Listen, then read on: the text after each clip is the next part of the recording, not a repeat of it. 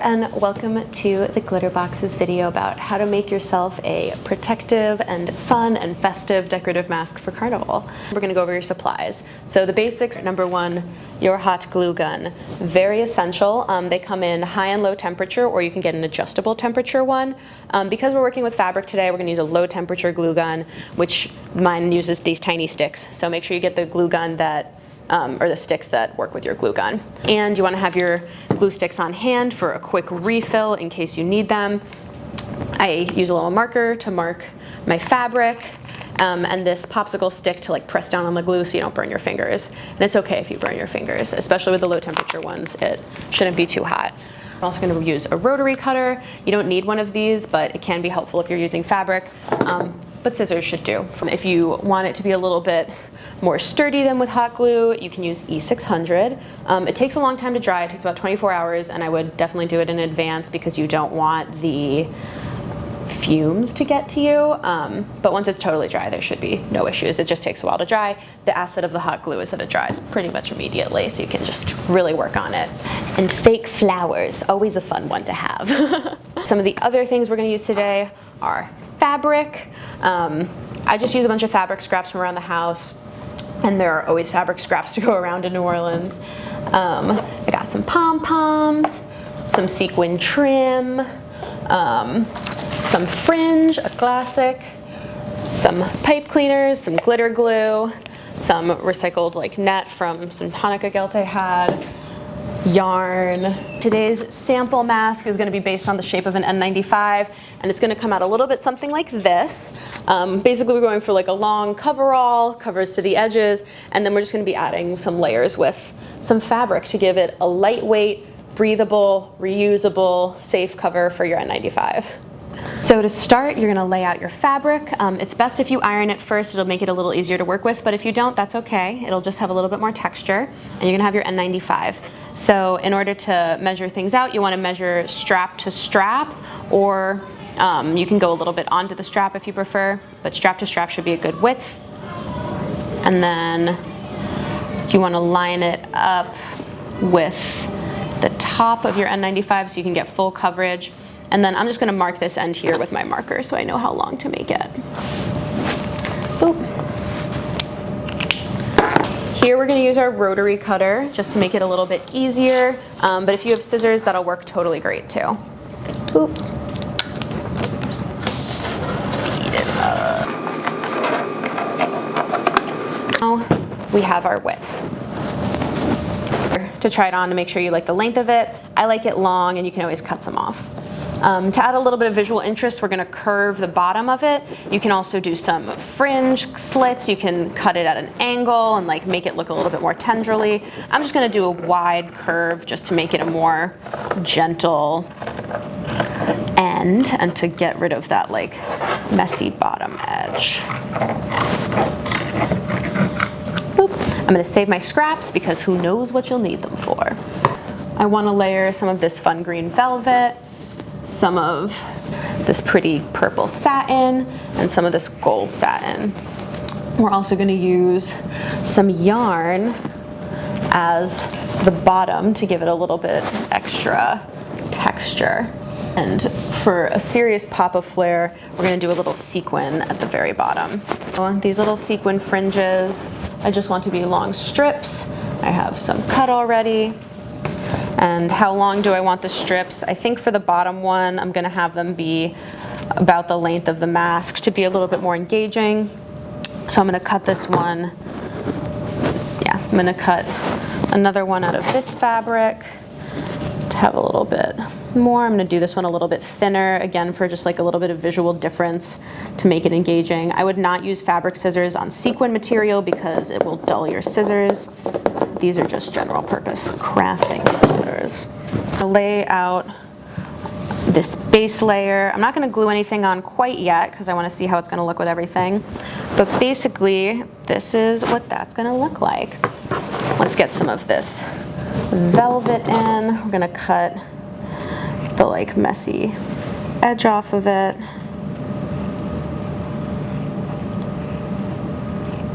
I want this to be a little bit shorter than this bottom layer, so I'm gonna fold it in half, cut it, There, now we've got this nice deep green second layer, which adds a little bit more texture and fun. Tulle is really fun to work with because it's see-through. It gives it that air of like mystery and sensuality. You can also use it as like more of a veil look for over your mask. We're just gonna cut one big piece of it. This one is already like kind of wrinkled and crunkled to like give it a little bit more interest. So I'm just gonna put that right on top. And with the wind and the movement, it's gonna be great. One thing to remember working with tulle is it can melt in a high heat hot glue gun. So you really wanna make sure that you have your stick ready to poke things on with.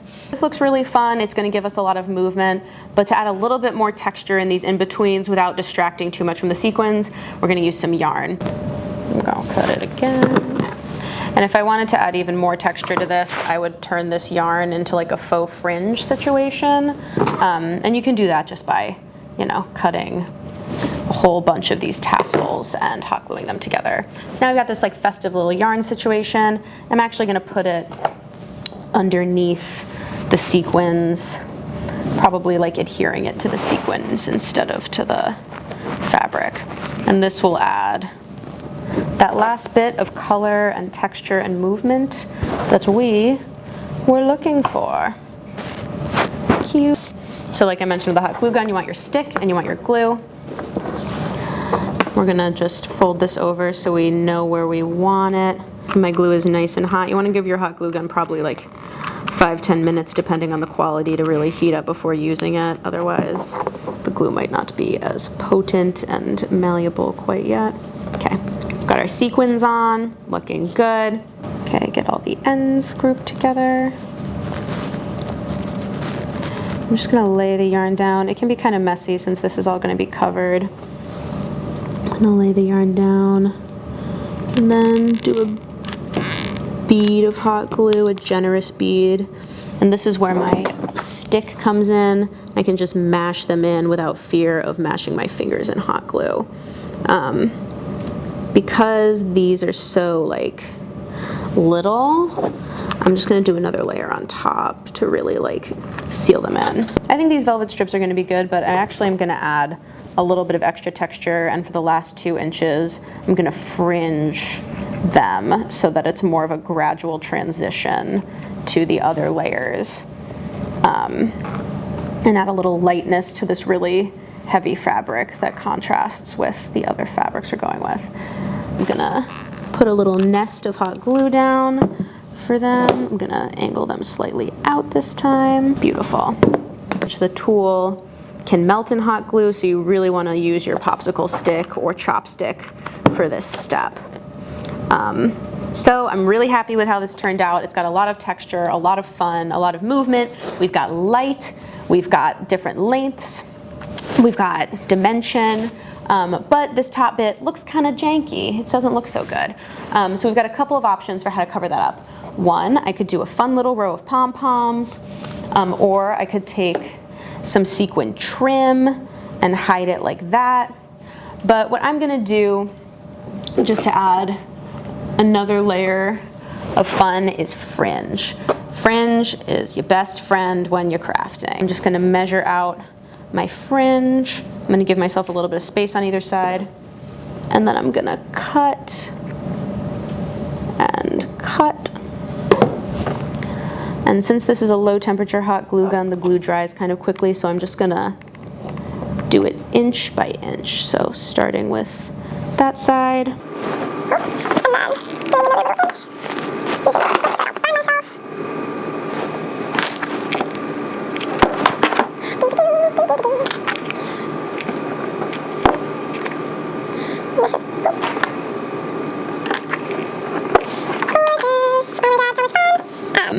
Beautiful, and I'm not gonna undo this white until we're completely done because I don't want this fringe getting everywhere like this side is because it's undone over there.